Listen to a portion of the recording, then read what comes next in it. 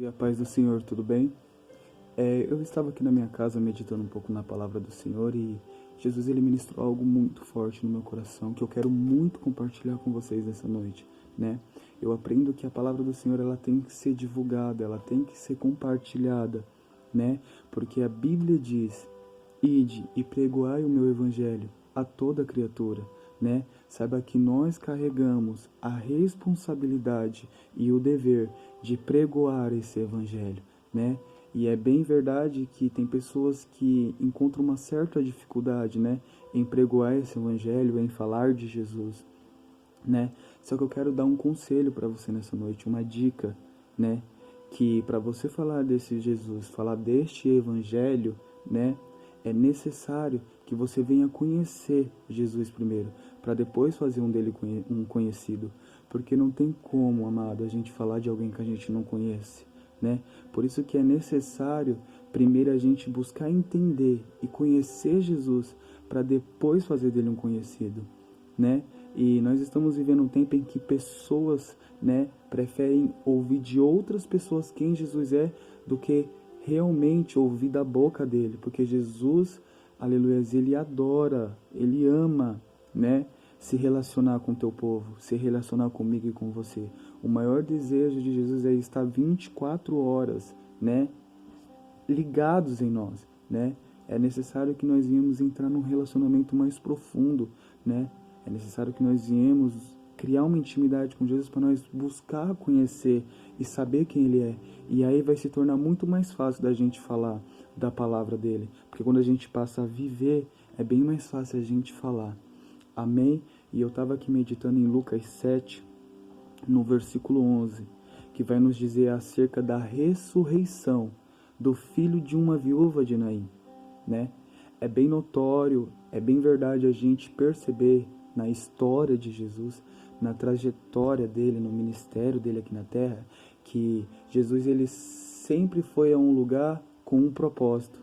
Jesus ele nunca saiu de um lugar e foi para outro sem saber o que ele ia fazer, né? Jesus ele sempre saiu com o propósito, né? E a Bíblia diz que ele decide então ir a essa cidade chamada Naim, né?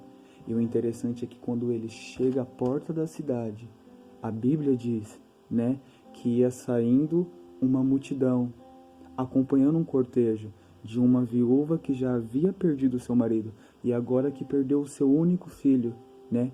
E o engraçado é que quando Jesus ele chega, a Bíblia diz aqui no versículo 13, e vendo-a, o Senhor se compadeceu dela e disse: não chore. Percebe que tem um aditivo aqui, aleluia, no vendo-a, né? Jesus ele sabia quem ele iria encontrar. Jesus ele não precisou perguntar para perguntar para fulano, para ciclano, quem era a mãe do falecido, quem era da família do falecido, para ele poder ir lá se compadecer. Não, Jesus ele sabia e ele sabe com quem ele deve tratar, né? E o engraçado é que Jesus ele não vai primeiro no falecido, ele vai primeiro na mãe. Por quê? Porque Jesus ele quer curar primeiro a nossa alma para depois a gente vivenciar um grande milagre. Porque Jesus ele nunca vai operar algo grandioso em nossas vidas enquanto eu e você estiver com a nossa alma destruturada, estiver com a nossa alma ferida. Jesus ele nunca vai entregar, aleluias, a promessa que um dia ele fez para a gente, sem antes ele saber como é que está os nossos corações, porque a Bíblia diz que aquela mulher já havia passado pelo aquele caminho, ela já havia perdido seu marido, e a história se repete mais uma vez.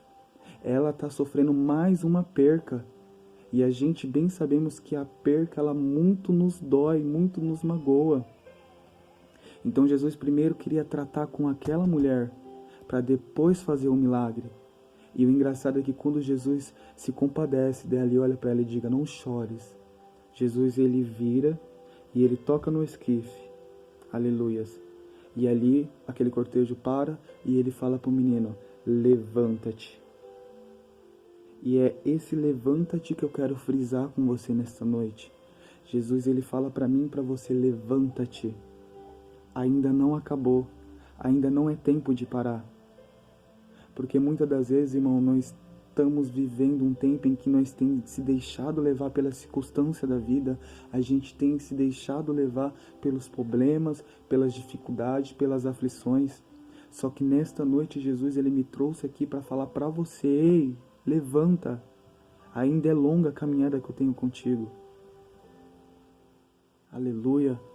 Não se deixe, a gente está vivendo, irmãos, aleluias, o que um dia Jesus disse em Mateus 24, que nos fins dos tempos ia se levantar filho contra pai, nação contra nação, ia haver fome, peste, sede.